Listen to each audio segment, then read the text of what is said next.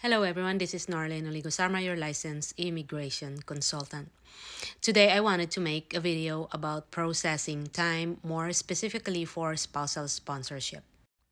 I get a lot of inquiries and a lot of clients with respect to spousal sponsorship applications, and the most common question is how long is the process is going to take. And I would say that since last year, since the government actually made a commitment to process applications for spousal sponsorship faster in less than a year actually do. I find that that is true, honestly. And that's happening, although the government sometimes takes policy decisions and sends out instructions that applications will process, let's say, in 12 months. There's always a disclaimer or notice that it may take longer. And as lawyers or immigration consultant, we're often very careful when we advise. So we usually tell the clients that yes, it can be 12 months or less, or can even be longer. But honestly, surprisingly and luckily, I find that the applications that I have filed in the last year or so are processing quite quickly for almost all of them, whether it's inland or overseas. Obviously, inland has often taken much longer, and I do find that it is taking a little bit longer than what the government has said. But for the overseas process, I find that it is actually going really well for most applications. I would say that a lot of files that I have submitted have processed in either 5 months, 6 months, or 8 months. 9 months or just about 12 months. And this is really good news because people that do submit spousal sponsorship are couples, and they are often separated, or sometimes the applicant or the sponsor, they cannot visit each other. So this is really a great commitment, the government, and looks like they have put some resources. So that's a good news. So to make an application, it's a little bit more complicated than it might take longer, but even then, I do find that some of my files that have a little bit of complexity are actually processing quite quickly now. Even though I'm doing this video, things could change. Things can always change. You might be looking at this video when I made the video, and this is what kind of happening in my office, at least. But you might be watching this video maybe in 6 months or a year from now, and maybe things have completely shifted. Unfortunately, immigration in Canada, it's quite unpredictable when it comes to processing times. You can be filing your application maybe in a year from now, and then it might be very well take 14 months or 16 months or even 20 months. Well, on the website, the government does say that it will take 12 months or less. So my recommendation is always to expect the unexpected, to hope for the best, meaning that it will process very fast, but always be prepared for the worst, which is kind of the long time until an application is finalized. Hopefully not, hopefully, it will be going like this because it's better for everyone to involve. But also my other recommendation is obviously there are ways to submit an application that's going to ensure that it gets processed faster.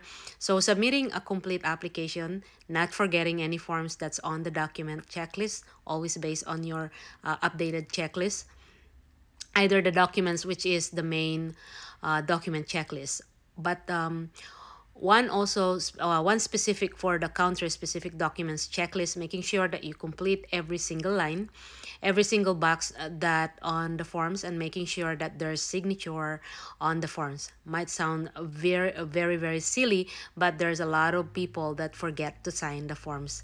It's a mistake that has been done, and another, certain applications or something, I have to submit something, and I was just too fast, or they're so fast, and they forget that signature. So if that's the case, immigration cannot actually process the application.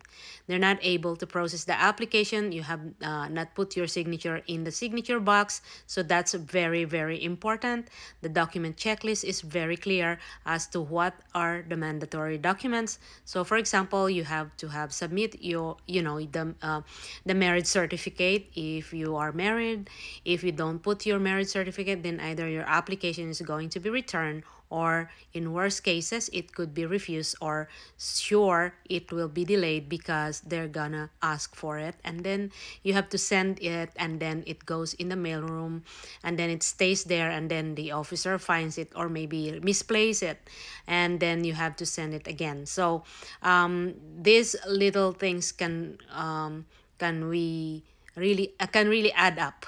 It can really add up a couple of days, of weeks, or sometimes a couple of months. So make sure you probably read the document checklist. Always read and reread. Actually, that's what I do as an immigration consultant.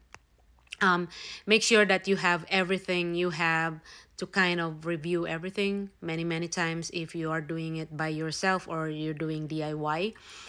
You don't If you don't have a consultant or a lawyer, you can't do it by yourself. You just make sure that everything is there, and you kind of cross-check everything maybe 4 or 5 times, and you and your spouse together, or maybe with a friend, or maybe somebody that you can say, I've prepared this kind of paperworks before. And another thing would be to make sure that you have all of your right contact information, because once immigration start processing your application, they are going to correspond with you, because after a few weeks, after a few months, there's other documents that need to be submitted in some information, especially IMM 5669, which is the background declaration, and IMM 5406. They can actually repeatedly and multiple times request those kind of form, updated ones. And so make sure that you have your copy of those, especially when you do DIY, so that you can base it. You don't want to misplace all those things, because whatever you've declared on the first form, then definitely you have to follow and reconcile your updated forms. In terms of the police clearance, it's not mandatory when you're applying for it, but eventually they will gonna request that. So if you don't have the police clearance yet, then that's okay. Don't worry about that. It doesn't return the application, but eventually they will gonna be requesting the police clearance. So you also have the option to do the upfront medical, or maybe you can wait for the immigration to request for you to take the medical exam. And another one, the right of permanent residence fee might be requested if you haven't paid it. So they correspond with you either by email or from your GCK account. From your GCK account, they're gonna give you a notification on the email that you provided to them. They don't usually call. So that's what I can tell you. But if you have a consultant or a lawyer, they usually call them. I usually get a lot of calls from the immigration officers asking me some information, and sometimes they don't even write those things anymore. And yeah, so officers calls us as consultants or as lawyers. Mostly, they do give deadlines, 30 days or 90 days, or maybe sometimes more. If you ask them for extension, they give you, so don't worry about that. But if you are prepared, make sure that it's completed. It is always recommended to hire your own immigration lawyer or immigration consultant, because they are the ones who are going to be monitoring your application. You don't want to lose your again, your sponsorship to your family, or you don't want to delay your reunification with your family. Again, thank you for watching. This is Norlin Oligo Sarma, your licensed immigration consultant. Have a great day.